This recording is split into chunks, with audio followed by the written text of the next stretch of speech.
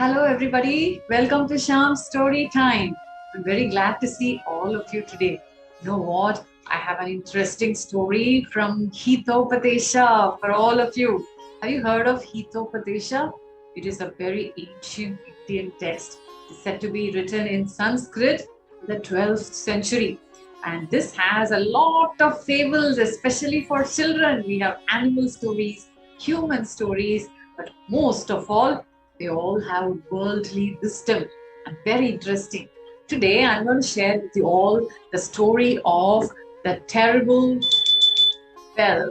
Once upon a time, there was a beautiful temple that was there in a village. This temple had a very famous bell that used to ring every day in the morning and in the evening. This bell was like a reminder and an invite to all the village folk to come to the temple. All of them adored the temple. One night there was a robber who came and took away the bell, and he ran into the forest before anybody saw him. He was very happy in the forest. He thought nothing will happen to him. He decided he would go to some other faraway town and then sell this bell and make a huge profit out of it. Did he succeed? Of course not.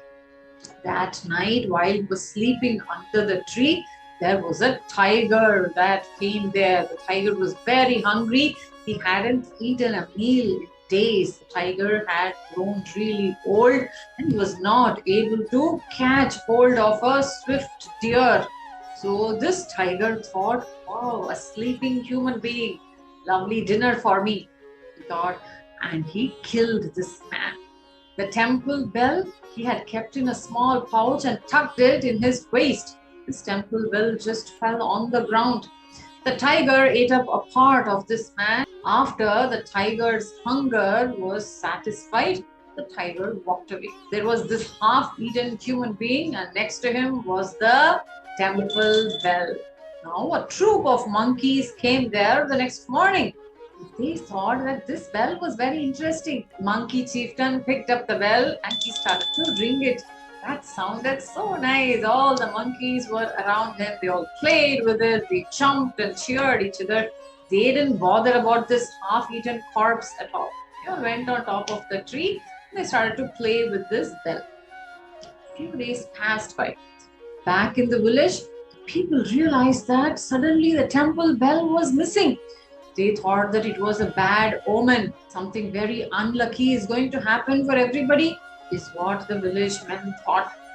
Then some of them said that at nights they are able to hear the temple bell ringing. When all of them asked, where did this sound come from? They said, looks like sound comes from the forest. We are very scared. They even went and complained to the king.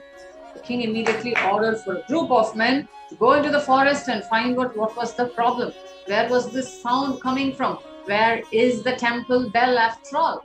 So the group of men headed into the forest. The first thing they came across was this half-eaten corpse. They all ran back to the town. They said to the king, look here, my lord, there is a half-eaten corpse and we believe there are some ghosts or evil spirits that are haunting our village. They have taken away somebody and even eaten up this man. We could see only half of his body there. We are very scared. All the men said. Oh, the king thought what to do now.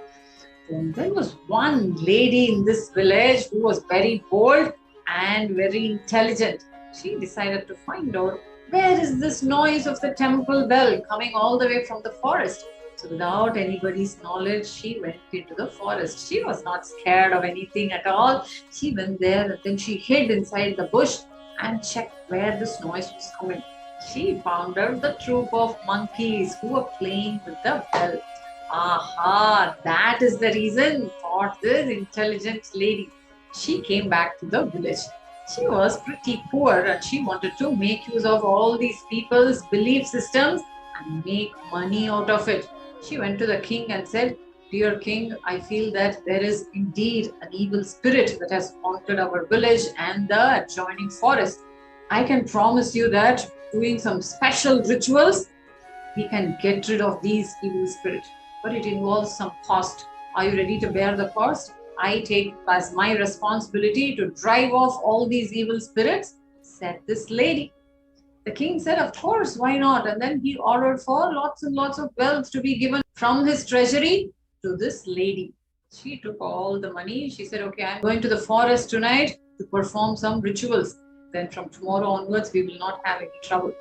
So with all the money she got, she spent a little bit for lots of bananas and some other fruits. She ventured into the forest once again that night.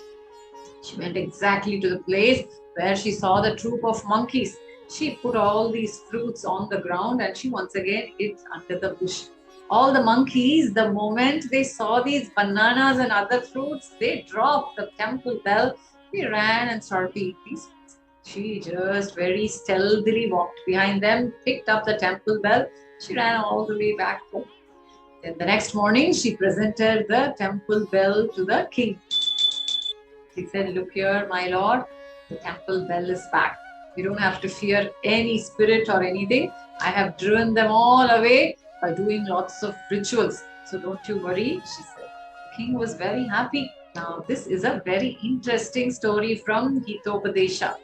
Now, after hearing the story, you have to think what are all the different beliefs that people have and how others are capitalizing on it. It's time for you to think and act. Okay, did you like the story? If you did, do subscribe to my YouTube channel, Sham Story Time. You will have access to many stories. Thank you. Bye-bye.